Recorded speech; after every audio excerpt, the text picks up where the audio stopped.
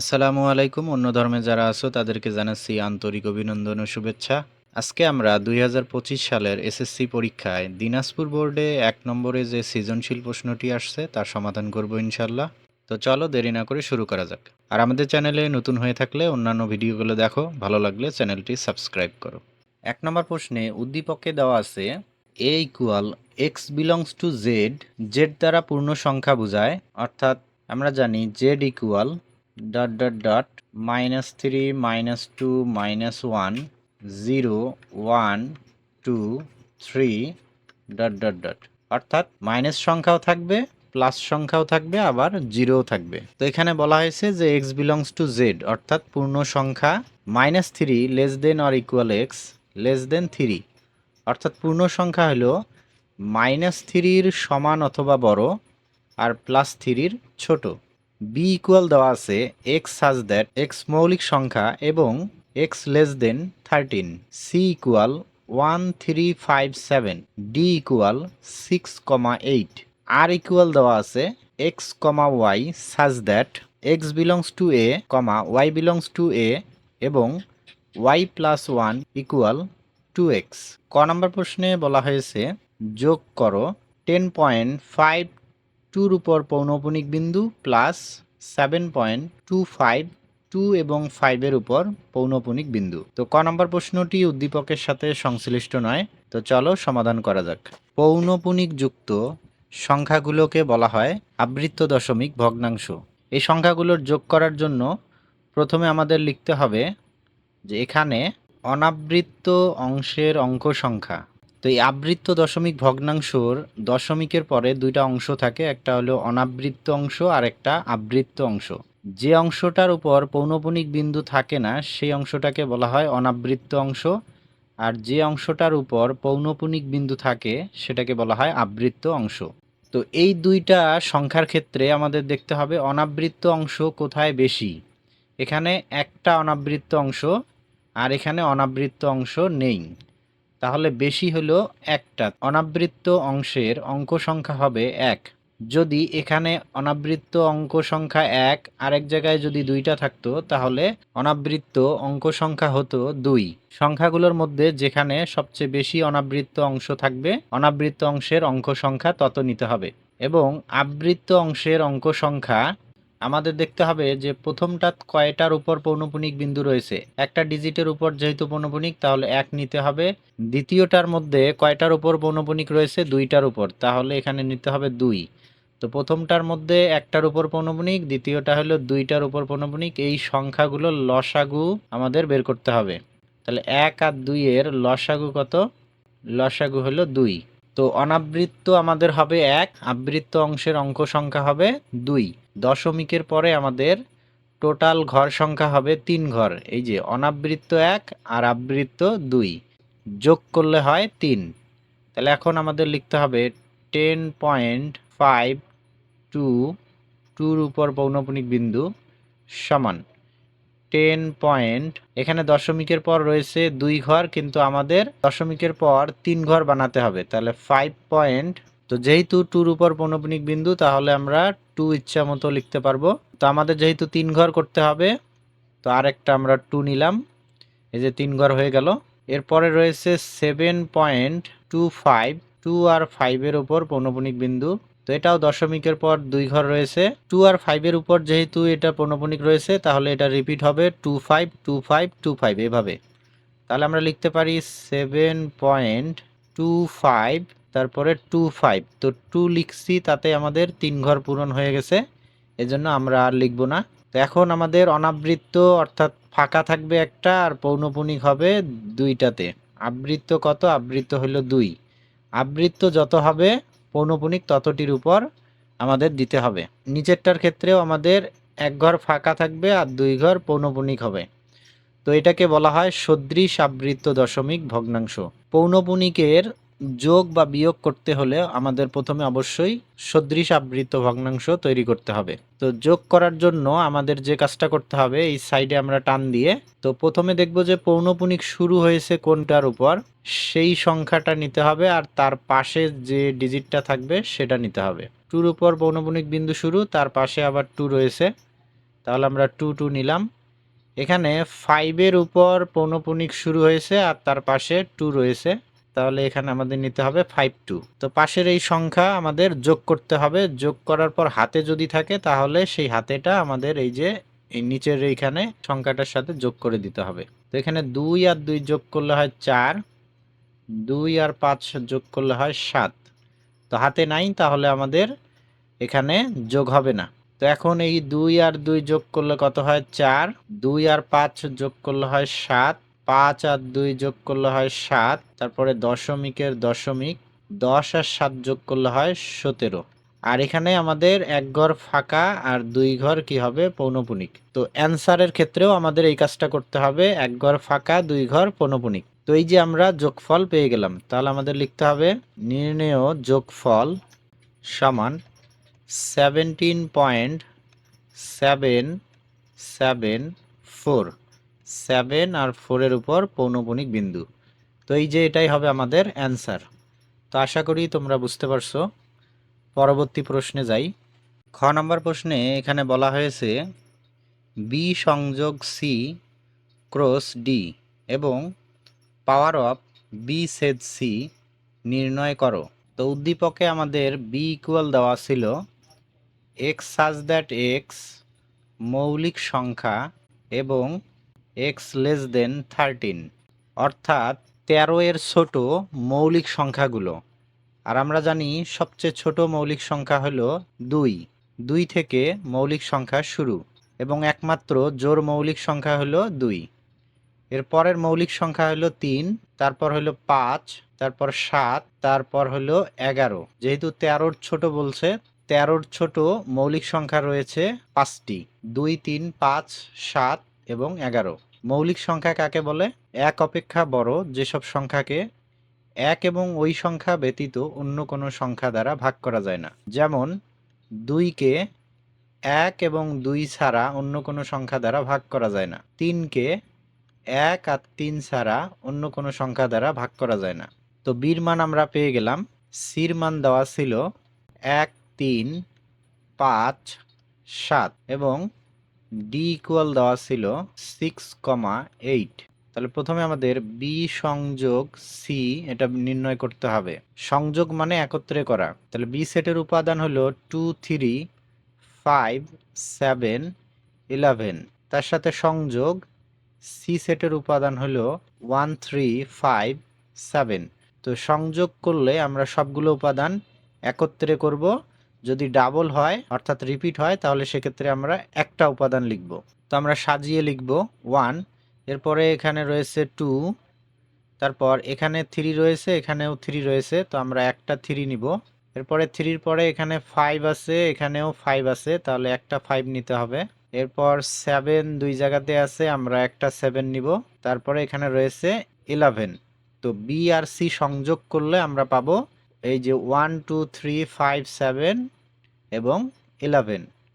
তো বি সংযোগ সির সাথে এখানে ডি ক্রস করতে বলা হয়েছে, তাহলে আমরা লিখব সুতরাং বি সংযোগ সি ক্রস ডি। তাহলে বি সংযোগ সির মান হলো 1 2 3 5 7 11, তার সাথে ক্রস ডির মান হলো 6,8। তো ক্রস করার সময় আমাদের শুরু আর শেষে সেকেন্ড ব্র্যাকেট লিখতে হবে আর ভিতরে ফার্স্ট ব্র্যাকেটে জোড়ায় জোড়ায় লিখতে হবে। তো দেখো কিভাবে, প্রথমে 1-এর সাথে আমাদের এই পরের সেটের প্রত্যেকটা উপাদান একবার করে বসবে। তাহলে আমরা লিখব 1,6 ব্র্যাকেট দিয়ে আবার লিখব 1,8। তো 1 দুইটা সংখ্যার সাথে বসলো, এরপরে 2, তাহলে 2 দিয়ে লিখতে হবে 2,6 2,8। 2 দিয়ে লেখা হলো, এরপর 3 দিয়ে 3,6 3,8। 3 দিয়ে লেখার পরে 5 দিয়ে 5,6 5,8। তো 5-এর পরে আমাদের 7 দিয়ে লিখতে হবে। তো এরপর আমরা লিখব 7,6 7,8। তো 7-এর পরে লাস্ট ওয়ান হলো 11, তাহলে 11,6 11,8। তো সবগুলো দিয়ে লেখা শেষ, তারপরে সেকেন্ড ব্র্যাকেট ক্লোজ। তো তো এই যে এটা আমাদের প্রথম অংশটুকুর অ্যান্সার। এর পরের অংশে দেখো পাওয়ার অফ বি ছেদ সি নির্ণয় করো। তো প্রথমে আমাদের ব্র্যাকেটের ভিতরের অংশটুকুর মান বের করতে হবে, অর্থাৎ বি ছেদ সি। বি সেটের উপাদান 2 3 5 7 11। এরপর ছেদ সি সেটের উপাদান হলো 1 3 5 7। তো ছেদ করার নিয়ম হলো দুইটা সেটের মধ্যে যেগুলো মিলবে শুধুমাত্র সেই উপাদানগুলো নিতে হবে। তো এখানে দেখো 3 আছে, এখানেও 3 আছে, তাহলে আমাদের 3 মিলতেছে, তাহলে 3 নিব। তারপরে 5 মিলতেছে, 5 নিব। এরপরে দেখো 7 মিলতেছে, তাহলে আমরা 7 নিব। বি সেট সি আমরা তাহলে পাচ্ছি 3 5 7। তো এখন এটার আমাদের পাওয়ার সেট নির্ণয় করতে হবে, power of B set C. তো পাওয়ার সেট নির্ণয় করার নিয়ম হলো ওই সেটের উপসেটগুলো নির্ণয় করতে হবে। তো উপসেটগুলোকে যদি আমরা আবার দ্বিতীয় বন্ধনীতে আবদ্ধ করি তাহলে সেটাই হয় পাওয়ার সেট। তো উপসেট বের করার সূত্র আমরা জানি 2 to the power N. N হলো উপাদান সংখ্যা, তো এই সেটের উপাদান কয়টা? 3টা, তাহলে এন এর মান হবে 3। 2 কিউব মানে কত? 8। এই সেটের উপসেট হবে 8টি, অর্থাৎ পাওয়ার সেটের উপাদান হবে 8টি। তো প্রথমে আমাদের একটা করে লিখতে হবে 3, তারপর 5, তারপর 7। তো একটা করে লেখার পরে দুইটা করে লিখতে হবে 3, 5, 3, 7। 3 দিয়ে যেটা লেখা যায় আমরা প্রথমে লিখব, এরপর 5 দিয়ে লিখতে পারি 5, 7। তো দুইটা করে লেখা শেষ, এরপর আমরা তিনটা করে লিখতে পারি 3, 5, 7। তো যেহেতু এখানে তিনটা রয়েছে তো আমরা সর্বোচ্চ তিনটা লিখতে পারবো। এরপরে আমাদের শেষে লিখতে হবে ফাঁকা সেট, অর্থাৎ ওরি। 8টা উপসেট লিখলাম। এই উপসেটগুলোকে যদি এখন আমরা এই যে অতিরিক্ত সেকেন্ড ব্র্যাকেট দ্বারা আবদ্ধ করি তাহলে এটাই হবে আমাদের পাওয়ার সেট। আর যদি আমরা এই অতিরিক্ত সেকেন্ড ব্র্যাকেটটা না দেই তাহলে সেক্ষেত্রে হবে উপসেট। তো পাওয়ার সেট বললে অবশ্যই আমাদের এই অতিরিক্ত সেকেন্ড ব্র্যাকেটটা দিতেই হবে, না দিলে অঙ্ক কাটা যাবে। তো আশা করি তোমরা পাওয়ার সেট বুঝতে পারছো। পরবর্তী প্রশ্নে যাই। গ নম্বর প্রশ্নে এখানে বলা হয়েছে যে আর অন্যটিকে তালিকা পদ্ধতিতে প্রকাশ করো এবং তার ডোমেন নির্ণয় করো। তো আর ইকুয়াল দেওয়া আছে x comma y such that x belongs to A, y belongs to এ।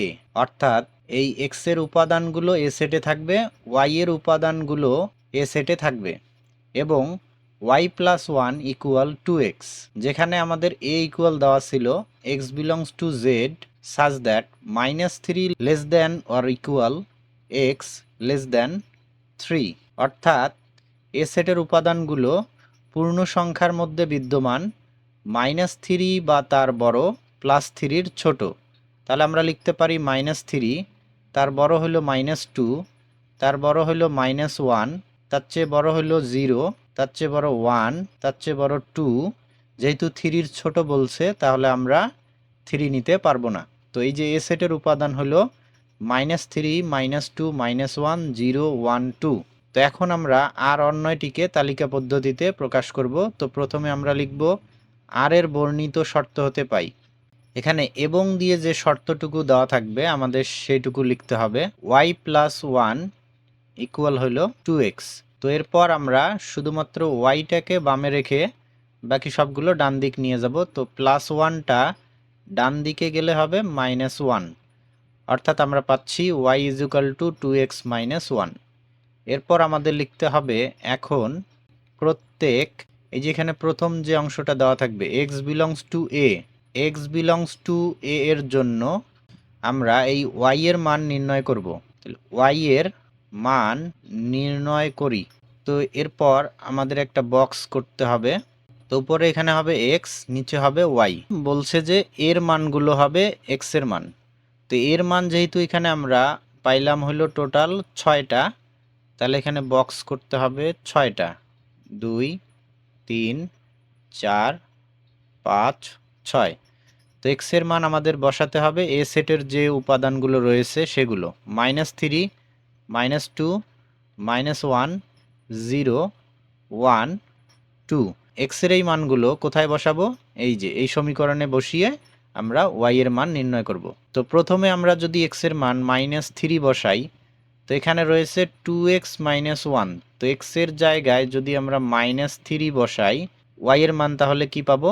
এখানে প্লাসে মাইনাসে মাইনাস, 3 দুগুণে 6 আর হলো -1, -6 আর -1 হলো -7।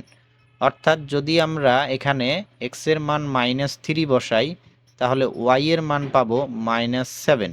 তো একইভাবে যদি আমরা এক্স এর মান -2 বসাই, তাহলে দেখো কি আসে, প্লাসে মাইনাসে মাইনাস, 2 আর 2 গুণ করলে 4, তার সাথে হলো -1, -4 আর -1 হলো -5। তাহলে -2 বসালে আমরা পাবো -5। এরপর যদি আমরা -1 বসাই, 2 ইন্টু এক্স এর মান -1, তারপর -1, তাহলে প্লাসে মাইনাসে মাইনাস, 2 আর 1 গুণ করলে হয় 2, তার সাথে হলো -1, অর্থাৎ আমরা পাচ্ছি -3। -1 বসালে -3 পাবো। এরপর 0, তাহলে 0 যদি বসাই, 2 ইন্টু এক্স এর মান 0, তারপর -1, তো 2 আর 0 গুণ করলে 0 হবে, -1, 0 থেকে 1 বাদ দিলে কি হয়, -1, তাহলে 0 বসালে আমরা পাবো -1। এরপর যদি 1 বসাই, তাহলে 2 ইন্টু এক্স এর মান 1, তারপর -1, তো 2 আর 1 গুণ করলে 2, সেখান থেকে 1 বাদ দিলে হবে 1, তাহলে 1 বসালে আমরা পাবো 1। এরপর যদি 2 বসাই, তাহলে 2 ইন্টু এক্স এর মান হলো 2, -1, তাহলে 2 দুগুণে 4, সেখান থেকে 1 বাদ দিলে হবে 3, তাহলে এই যে 2 বসালে আমরা পাচ্ছি 3। তো এই যে এক্স এর মানগুলো বসিয়ে আমরা ওয়াই এর মান পেলাম। তো আমাদের ওয়াই এর জন্য এখানে শর্ত বরাদ্দ ছিল যে ওয়াই এর মানগুলো এ সেটের মধ্যেই থাকতে হবে। তো এখন আমাদের দেখতে হবে যে ওয়াই এর কোন উপাদানগুলো এ সেটের মধ্যে নেই, সেগুলো আমাদের বাদ দিতে হবে। তো আমরা যদি লক্ষ্য করি, এখানে -7 এ সেটে নেই, -5 এ সেটে নেই, -3 আছে, -1 আছে, 1 আছে, তারপর 3 কিন্তু নেই। তো এখন আমাদের লিখতে হবে, যেহেতু -7, -5, 3 এই তিনটা সংখ্যা কিসের মধ্যে নেই, এর মধ্যে নেই, তাহলে নট বিলংস টু এ। -7, -5 এবং 3 এ সেটের মধ্যে নেই। কাজেই এদের যে জোড়াগুলো আছে, এই যে -7 আমরা কিভাবে পাইছি, -3 বসিয়ে পাইছি -7, তাহলে আমাদের লিখতে হবে যে এই -3, -7, এরপরে -5 কোথা থেকে পাইছি, -2 বসিয়ে -5 পাইছি, তাহলে -2, -5, তারপর 3 আমরা পাইছি 2 বসিয়ে, তাহলে আমাদের লিখতে হবে 2, 3। এই জোড়াগুলো নট বিলংস টু আর, কারণ এই যে শর্তগুলো, এই শর্তগুলো কে দিয়েছিল, অন্যয় আর। তো যেহেতু এই আর এর শর্ত মানেনি এই জোড়াগুলো, এই জন্যে এই জোড়াগুলো আর নেবে না, অর্থাৎ এই জোড়াগুলো বাতিল। তাহলে সুতরাং আর সেটের উপাদান হবে, তো এই জোড়াগুলো বাদ দিয়ে যেগুলো থাকে, এই যে এখানে দেখো -1, -3, -1, -3, তারপর কোনটা, এই যে 0, -1, অর্থাৎ এক্স এর এবং ওয়াই এর দুইটা মানেই এ সেটের মধ্যে থাকতে হবে। এরপরে কি আছে, 1, 1, তাহলে 1, 1, তো লেখা শেষ, এরপর সেকেন্ড ব্র্যাকেট ক্লোজ। তো এই যে আর কে আমরা তালিকা পদ্ধতিতে প্রকাশ করলাম। এখন আমরা লিখতে পারি এখান থেকে ডোমেন। ডোমেনকে সংক্ষেপে বলা হয় ডোম। তাহলে আর অন্যয়ের ডোম, তাহলে লিখতে পারি ডোম আর ইকুয়াল, এই অন্যয়ের প্রথম যে উপাদানগুলো রয়েছে এগুলো নিয়ে যদি আমরা একটা সেট তৈরি করি, সেটাই হবে ডোমেন। তাহলে প্রথম উপাদানগুলো নিয়ে গঠিত সেটকে বলা হয় ডোমেন। এর প্রথম উপাদান -1, এটার প্রথম উপাদান হলো 0, আর এটার হলো 1, তাহলে -1, 0, 1 এই তিনটা নিয়ে আমরা একটা সেট গঠন করলাম, এটা হলো ডোমেন। আর যদি রেঞ্জ এখানে নির্ণয় করতে বলতো, তাহলে রেঞ্জ হইতো দ্বিতীয় উপাদানগুলো। তো এখানে দ্বিতীয় উপাদান রয়েছে -3, এখানে রয়েছে -1, এখানে রয়েছে +1। তো এই যে রেঞ্জ নির্ণয় করতে বললে এটা অ্যান্সার হইতো। যেহেতু আমাদের শুধুমাত্র ডোমেন বলছে, তাহলে ডোমেন নির্ণয় করতে হবে। আর এই অন্বয়টি ফাংশন কিনা, যদি কোনো অন্বয়ের ডোমেন অর্থাৎ প্রথম উপাদান রিপিট না হয় তাহলে সেটা ফাংশন হয়। যদি প্রথম উপাদান রিপিট হয় অর্থাৎ ডোমেন যদি একই হয় তাহলে সেক্ষেত্রে সেই অন্বয়টি ফাংশন হয় না। তো এখানে দেখো প্রথম উপাদান এখানে রয়েছে -1, এখানে 0, এখানে হলো 1। তো প্রথম উপাদান কোনোটাই কিন্তু রিপিট হয়নি। তো প্রথম উপাদান যদি রিপিট না হয় সেই অন্বয়টিকে ফাংশন বলা যায়। তাহলে এই অন্বয়টি কিন্তু একটি ফাংশন। তো আশা করি কোন অন্বয়টি ফাংশন সেটা তোমরা নির্ণয় করতে পারবে। রেঞ্জ যদি রিপিট হয় তাহলে কোনো সমস্যা নেই, কিন্তু ডোমেন রিপিট হওয়া যাবে না, তাহলে সেক্ষেত্রে অন্যটি ফাংশন হবে না। তো আশা করি তোমরা বুঝতে পারছো। আজকের ক্লাস এই পর্যন্ত, দেখা হবে আগামী ক্লাসে ইনশাল্লাহ। আল্লাহ হাফেজ। আসসালামু আলাইকুম।